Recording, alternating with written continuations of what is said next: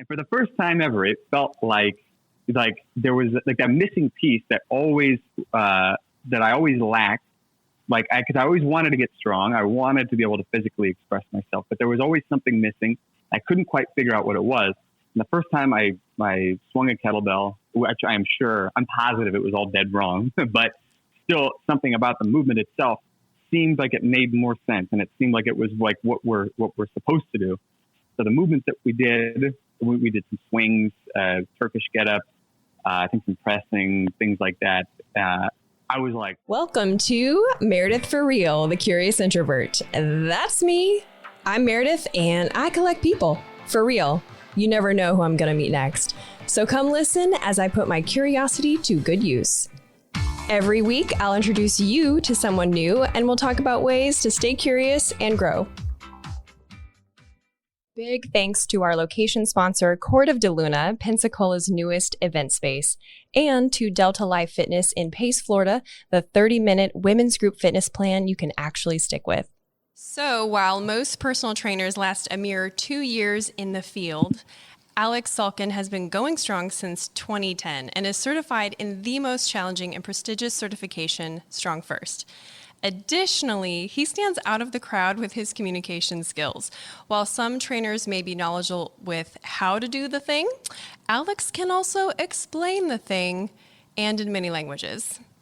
He is fluent in English, Italian, and Hebrew. And today he's going to share how to get ripped without a gym and the importance of old school strength. So make sure you stay tuned to the end when he shares some functional strength assessments you can try out on yourself to see how you measure up.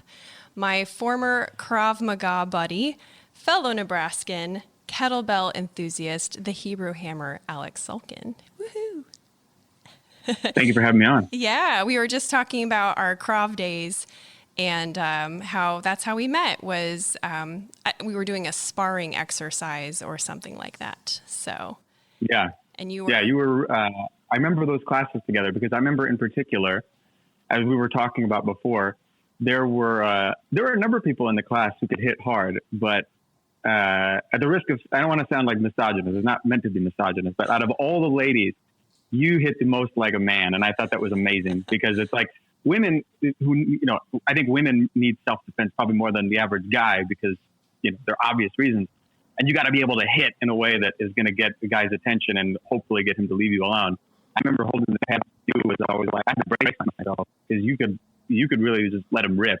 I mean, like your punches were tough. I assume they've only gotten harder with age. But I remember that really stuck out even to this day. I was just reminiscing about that the other day. Like, yeah, she could probably take someone's head off, I'll bet. Well, thank you. Hopefully I'll never have to do that, but I really liked Krav. I miss it. That was, it was a pretty cool time. So since then, Krav was part of your journey of where you are now with your online business. But tell me about the kettlebells. Like, why kettlebells? That's a really great question. So I grew up kind of scrawny and weak and goofy and non-athletic when I was a kid. And I never played any sports. I never did all that much physical activity. I mean, I did gymnastics when I between the ages of maybe 4 and 8. I used to play outside a lot. So it's like I got physical activity, but I was always kind of a little awkward in terms of I just didn't know how to exert myself physically. And a lot of the things that other people did really didn't appeal to me. And, we were growing up in the 90s. It was at a time where it was most of the physical activity that people did was still pretty traditional. We didn't really have access to the internet to teach us about all sorts of, crazy stuff from around the world. Like Krav Maga, for example, that was still pretty localized in Israel for the most part. I always felt like, man, this is just the way I am. I'm just kind of a goofy, awkward kind of guy. And then in 2006, and actually to give you an example of that, I remember in gym class, it was my junior year. I'll never forget this. It was weight training. We had to do weight training, I think maybe once or twice a week or something like that. And I was paired, my spotting partner was really mismatched because this guy was like a stud. I mean, I think he was in the football team. He just looked super athletic, right? And I got buried under the bench press at one point by what couldn't have been more than like the weight of like a broomstick with a few bagels on it. And, but the problem was that my spotter was turned around talking to his friends. Like, he just assumed like nobody would be this weak that they can't put this weight up. And so I had to roll the barbell down my stomach and then put it on the floor. And, I wasn't angry. It was just like, I just got to make sure I don't, die. And the gym teacher, Mr. Chavez, was like, Aaron, like screamed across the weight room. Like everybody stopped, like all weights were, like nobody moved. And he's like, you're supposed to be watching him. What are you doing? And Aaron was like really spotter was like really embarrassed. Like his face was really red. He wasn't mad at me, but he was like embarrassed. Yeah. But I felt like ashamed. It was like, I can't believe I couldn't put this weight up. Everybody was looking at me equally because Aaron had to pick the weight up, and people see it wasn't very much. I have no idea what it was, but again, it was not a lot. So I had some, I had some not great experiences when I was younger, because it was like a lot of this stuff didn't really speak to me. I didn't know, to kind of sound like an actor, what my motivation was. So like, why should I do this? What's this going to help with? Like, how is the technique supposed to be? It was just not a lot of instruction was given. And then in 2006, I was introduced to Muay Thai, and a friend of mine and I started taking Muay Thai classes at Mick Doyle's Martial Arts Center in Omaha. And Mick was like a great teacher. The height of professionalism. He had a really great staff. And I learned a lot. And I started to feel like, okay, this is what it's supposed to be like, when you physically exert yourself. And I started doing some kind of like bodybuilding routines. My friend Trevor, who went with me, was getting into bodybuilding at the time. And so I did what, any good young lad would do. And did maybe 6 different bicep exercises and like 12 chest exercises. Because, got to look good, right? Yeah, and no legs, and of course. Nothing for the legs. Yeah, nothing for the legs, yeah. obviously, because I didn't want them to be tired before I had to do a bunch of kicks. So I justified skipping legs by doing that. And then in my university Spanish classes, I would always get there it was after lunch, and I would always get there like maybe 15 minutes early. And I had a friend, Drew Christensen, who was always talking about this guy named Pavel, who was a former Soviet Special Forces physical training instructor, who was like, one bad, tough dude, and how he was always talking about these things called kettlebells, which I had heard of before, because there's an oblique reference to them in a book about Bruce Lee's training that I had purchased during my Muay Thai years. And I thought, okay, this sounds interesting, whatever. I didn't really have that much of an interest. But then one day, but he would talk about it. It was like every time, and he would, show like pictures. Because back then, you didn't have like the phone with a video. Right. So he would like bring pictures of some of the stuff. And it looked really weird. It was like, and to me, it looked weird because it was not like biceps and chest oriented. It wasn't like what we typically see as being like weightlifting. It was really much more old school. It was the way that people used to train back when men were men, and whatever. So they had mustaches with handlebars with their exactly weights. Yes, and they either saved women on railroad tracks or put them there. That was they had the woman like in the bicep. Exactly. Yes. Yeah. Exactly. Slung over the shoulder, saving the day. That sort of a thing. And they had the leopard print leotard. Always. Almost forgot about that. With suspenders. Yes, always. And so one day, this was probably like late March to early April 2008. He called me up and he was like, hey, do you want to try a kettlebell workout? Prior to that, I had zero interest in kettlebells. And I to this day, I don't know why, but I said, yeah, sure. So I went over to his house and he showed me some of these things. And for the first time ever, it felt like there was like that missing piece that I always lacked.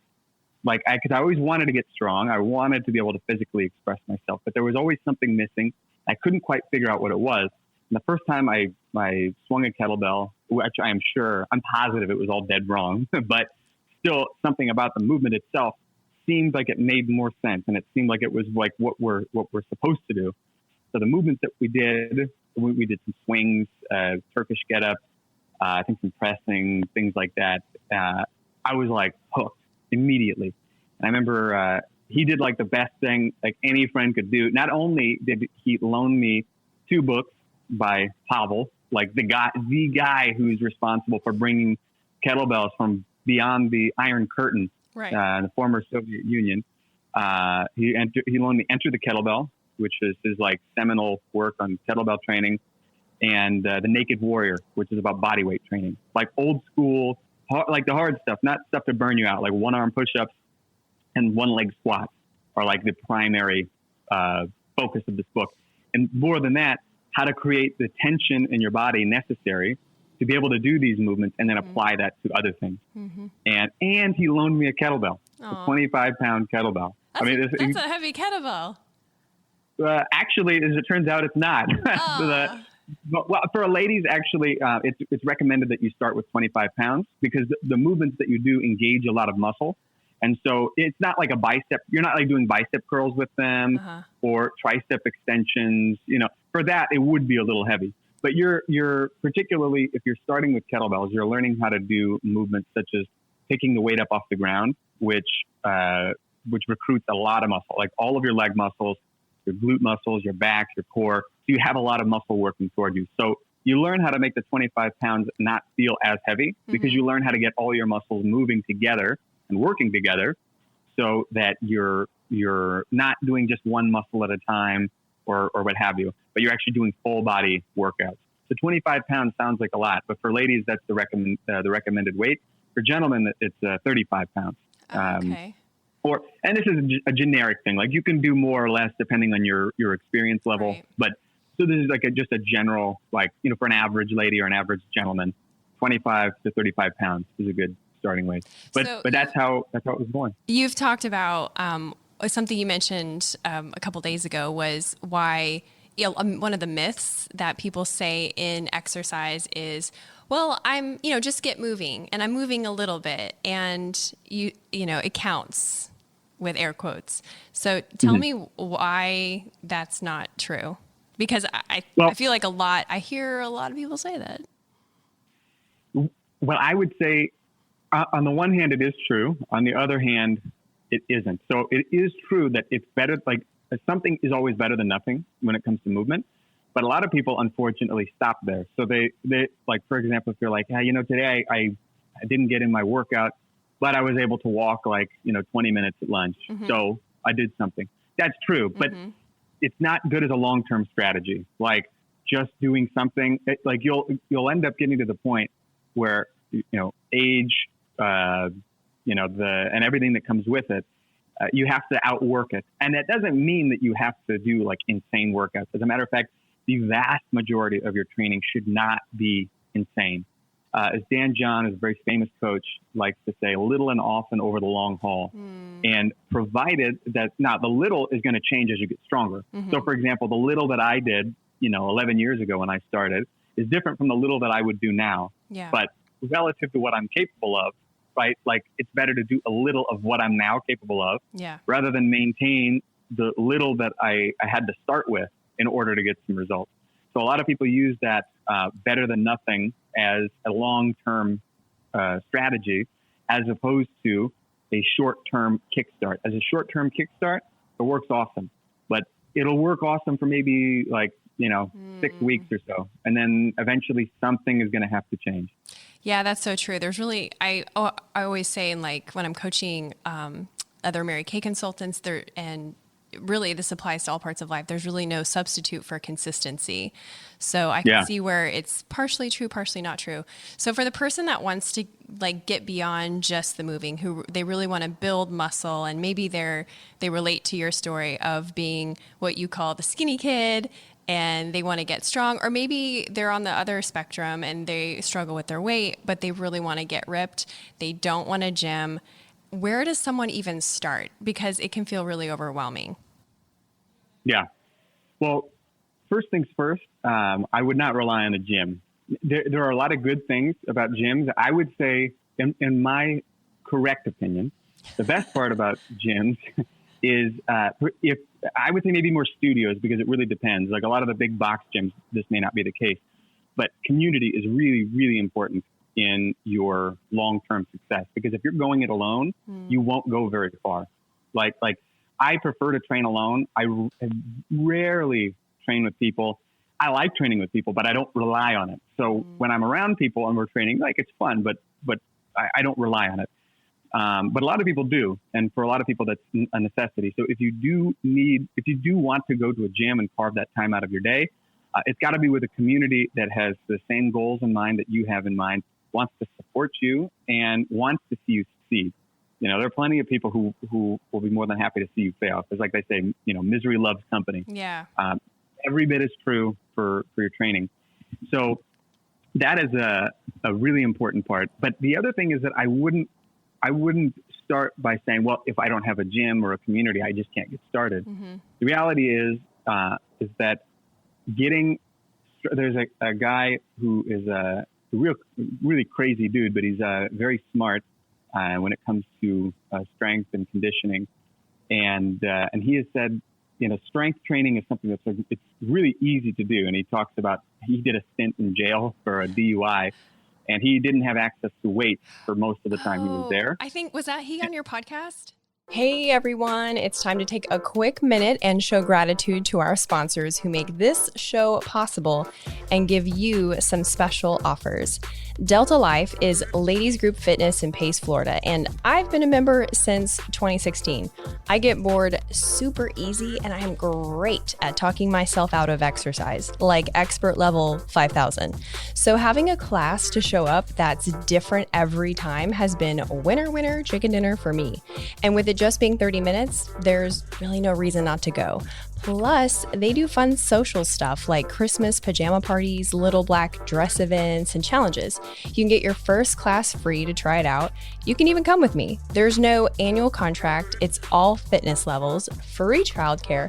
Plus, if you mention the Meredith For Real podcast on your first visit, you'll get a free 5-pack of classes so you can really see if you like it. Check them out at deltalifefitness.com. And also thank you to Court of DeLuna Event Space. I freaking love this place. We shoot the show in the groom's room, which is complete with a pool table and all of the awesome memorabilia in the background that you see when we're shooting. But there is also a bride's room with 5 individual lighted vanities. Big deal if you're getting ready with your bridal party. There's a huge indoor space and outdoor courtyard with jumbo Jenga and checkers. The whole place can do events for up to 1,000 people, and it's in downtown Pensacola. There's an on-site coordinator, and I'll tell you, she did my wedding, so she's the real deal. You've got to see all their pictures of the cool events they've done and the community events that they have coming up. It's not just weddings, it's car shows, corporate events, 80s theme, New Year's party, masquerade ball. You can see everything on their Facebook and Instagram. Just search for Court of DeLuna. I believe I mentioned it on the podcast. Yeah, I think I remember. Well, he was not. No, this was different. That was a different guy. Oh, okay. A lot of people in jail. Why do you know so many people that were in jail, Alex? I'm an eclectic individual. Actually, the guy who was on my podcast who has been to jail, it wasn't this guy. It was somebody different who I've never met or really interacted with, but I read his blog and his articles. But he did a lot of like really low intensity and high rep calisthenics work, and he was able to maintain his strength. And so the takeaway that he gives is that it's really pretty easy to get strong, or pretty simple, we'll say. But the main thing that most people need to know is that a lot of people start in the wrong place. They start where they should end up. Really, the most important thing is that you move. Wait, right? What do you mean by start where they end up? What does that mean? Well, a lot of people want to start where they should end up. So, for example, they might say something like, well, I'm going to get a gym membership. I'm going to go 6 days a week. I'm going to go for an hour at a time. I'm going to buy all these supplements. And it's like, there will be a time when that will be an effective strategy for you. But if you're going from 0 to 1 is enough to get a result. So you want to make it easy enough on yourself where what you're doing doesn't feel like it's such an emotional investment. So for example, believe it or not, I believe it's 4 days a week of walking for just 17 minutes at a time will put you, technically speaking, at the level of moderately physically active. Now, in my opinion, that's pretty abysmal, but it's also very easy to do. If you're currently doing 0, that's a tremendous difference. Yeah. So the first thing that I would tell people to do is start where they are. So, it requires a shift in perspective because again, many people's perspective is that they have to have a gym. Yeah. They have to have, perfect eating habits. They got to change everything all at once. You'd be amazed at the changes that you would see if you're going from not routinely physically active to just walking for 20 minutes a day. Like you'll sleep better, almost guaranteed you'll sleep better. You will lose weight. You will start to feel like you can move better. You're going to feel like you're less stuck in your own body. So if we're trying, and maybe the listeners hearing this are going to think that doesn't really sound like, that can't be that many people. When I lived in Israel, I lived there for 4.5 years. And the majority of the people that I worked with were largely sedentary, and they either had been physically active in the past or had never been physically active, but currently were not physically active. And they came to me from their physical therapist. So people to me because I have some expertise in helping people to move at the foundational level so that they can safely build up to getting stronger with less likelihood of hurting themselves. Yeah. And it was little things like this, just little. I had a deal with the ladies because this is in 2015. I had a ladies class that I did 2 times a week, but I was traveling a lot. Like I traveled abroad from Israel about 8 times in 2015. And so they complained like, you're never here. We really need you. And I was like, well, I need to disabuse them of this because if it's one thing, I'm only seeing them twice a week, which, in my opinion it's a good start. But again, it's long-term. It's not the best way to be. So we set up a group on WhatsApp and I said, everybody has to do 5 minutes of some kind of movement. I don't care what it could be laying on the ground, just practicing your breathing. It could be going for a walk. It could be whatever. But all you have to do is just check in. Let me know you've done your 5 minutes. If you want to do more, you can. But you are only committed to doing 5 minutes. That's it. Within 2 or 3 weeks, almost all of them were doing 10, 15, 20 minutes. Periodically, they would backslide to I had a really crazy day, but I got in my 5 minutes. There was one gal who'd been in a really nasty car accident and had to see a chiropractor like on a weekly basis at one point. And during the course of not just the 5 minutes thing, but also the time I'd worked with her prior to that, she didn't have to see her chiropractor for like 3 months. Oh, wow. And her chiropractor called her. Yeah. And was like, are you okay? Like, I haven't seen you in 3 months. So it's amazing. Really, again, it's little and often over the long haul. Yeah. And we weren't meeting in a gym either. We were meeting in the house of one of the participants. Well, that's what I think is so neat about the way that your business is structured is I love your emails. They're so well written. They're entertaining, which I so appreciate.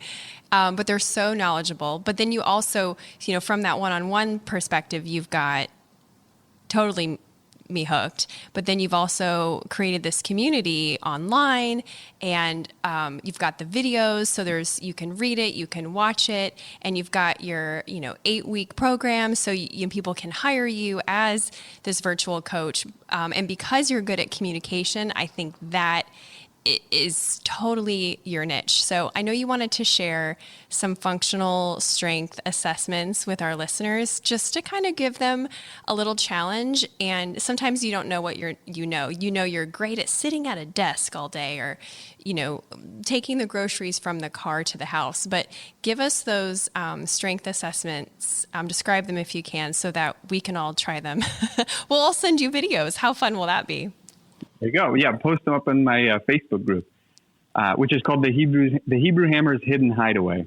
By the way, just look it up. I'll let you in. Okay.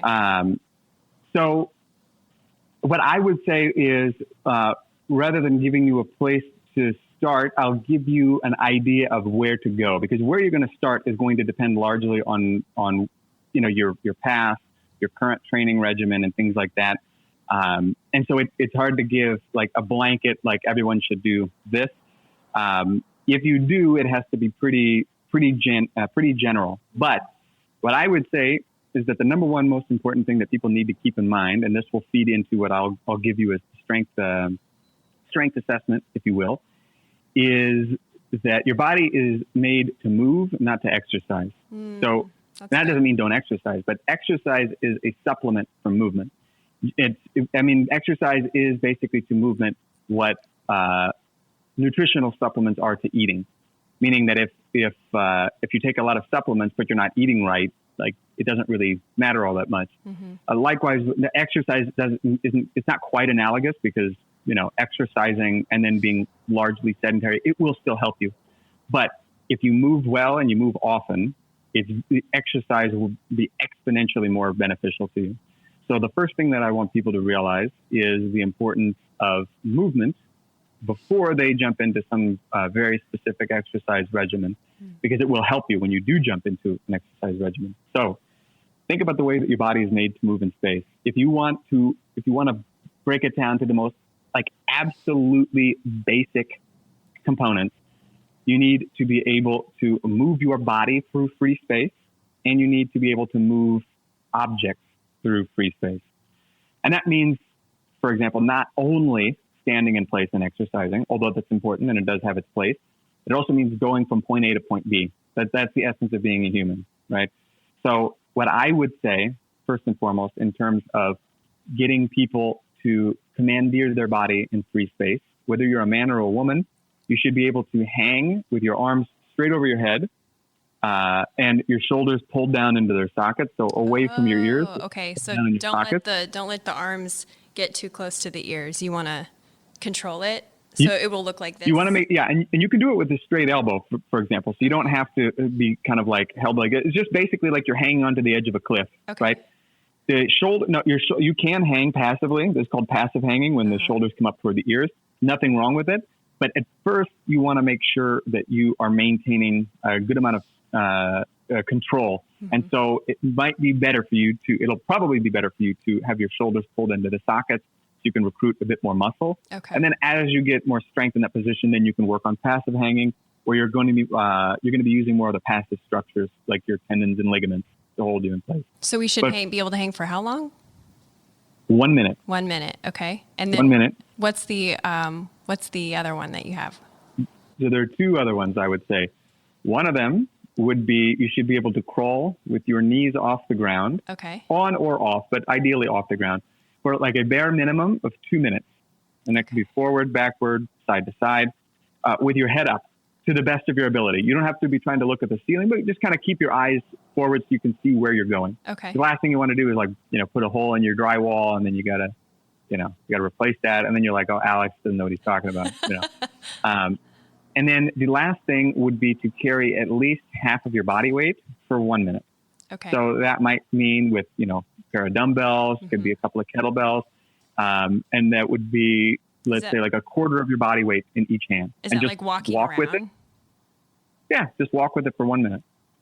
And all of these things don't really seem like exercises. In fact, if you go to the gym, maybe with the exception of the latter one, like the carrying. Yeah. If you go to the gym and you do that, most people are going to be like, what are you doing? But the reality is that these things are the way that the body is made, it more closely replicate the way that the body is made to move in nature, the way we've evolved to move. And it's going to do more for your exercise regimens later on down the line. So the ability to hang is going to work wonders for strengthening your grip. It's going to strengthen your shoulder girdle. It's going to decompress the spine. It is going to set you up for being able to do pull-ups. It's going to give you the back strength necessary to do rows and a variety of other things. And by extension, having all of these things will make other things like push-ups significantly easier. Likewise with crawling, it's going to strengthen your shoulders. It's going to work wonders for your posture. It's going to help you to restore and rejuvenate. I just sat up straight when you said that. I saw that, yeah. I was like, oh, posture. I felt the voice of my mother, like I'm sitting up straight. Posture. So hang, crawl, carry. We can remember that. Hang, crawl, carry. This has been so good. I could talk to you forever about this stuff, but where can listeners find you if they want to learn more, interact more? How can they do that? Well, I would say that without question, I am most active on my email. I send out a daily email that is jam-packed with actionable advice. My goal is always to educate, entertain, and inform people. And all my grade A content goes out on my email list. I am active on social media as well, but getting on my email list is going to be far and away where you're going to get the most focused information for what your goals are. And the best way to do that is I've got an 8-week kettlebell and bodyweight challenge that has just 2 very basic kettlebell movements and 2 very basic bodyweight movements of which one of them is crawling. And it is 8 weeks cycling between these movements. I show you how to do it in a super simple program that will have you in, out, and strong in 20 minutes. It's called the 8-week Kettlebell and Bodyweight Challenge. People from all over the world have done it and told me how much they loved it. There's a guy, in fact, if you go to the page where the download button is, there's a guy named Ryan who's father of at least one daughter. You might have more kids, but I know one for sure because it's in the picture. But he told me that he went from being able to do a one pull-up with an extra like 25 pounds hanging from him, which is respectable as it is. But at the end of 8 weeks, without doing weighted pull-ups, at the end of 8 weeks, he was able to do it with 53 pounds. Oh my gosh. Hanging off. That's amazing. So it does work. In 8 weeks. And just in 20-minute workouts, which is, I think, is pretty cool. Well, so the 8-week bodyweight challenge. Prepare to have many people looking into that because I can't wait to share it, and I want to do it. So, you should. If you're listening to this and I didn't ask Aleks a question that you wanted asked, make sure you message me, and I will harass him and put out a bonus video via email. So thank you again, Aleks. That's a wrap. It was so good seeing you. Pleasure was mine. Woo! Great job. Thanks for listening. If you liked this episode, share it with your friends and leave a review. You can also watch the episodes on YouTube. There's hidden curious caches in each episode, and the first 2 people to find them win a prize. So be sure to get my emails for clues and other insider perks at meredithforreal.com.